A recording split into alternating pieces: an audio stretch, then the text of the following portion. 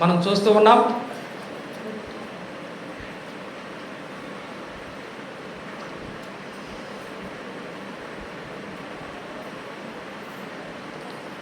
ఒక చిన్న పాట, పల్లవి, చరణము. ఇది ఊహింపలేదు. మన ప్రియులు ఊహింపలేని నీళ్ళతో నింపిన నా యేసయ్యా, మీకు నా వందనం. ఊహించలేని నీళ్ళతో నింపిన నా యేసయ్యా, నీకు నా వందనం. ఊహింపలేని వర్ణింపగలనా నీ కార్యములను, వివరింపగలనా నీ మేలులను, వర్ణింపగలనా నీ కార్యములను, వివరింపగలనా నీ మేలులను. ఊహింపలేని మేలులతో నింపిన నా యేసయ్యా, నీకు నా వందనం.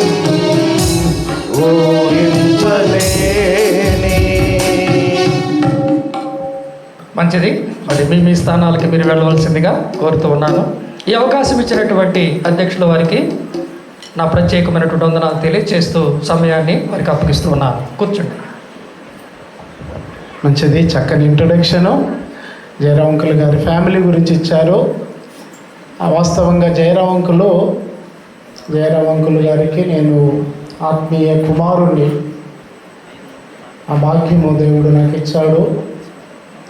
దైవదాసులు మన మధ్యలో లేనప్పటికీ నీతిమంతులను జ్ఞాపకం చేసుకోవడం అనేది ఆశీర్వాదకరం.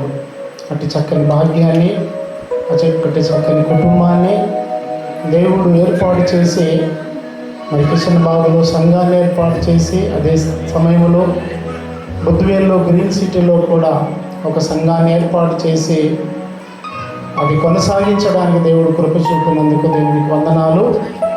ఇప్పుడు మనం క్లోజింగ్కి వచ్చాము. దయచేసి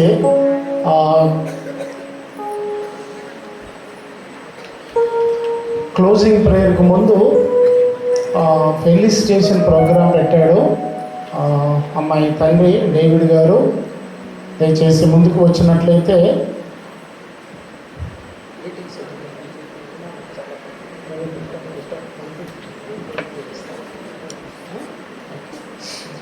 మంచిది.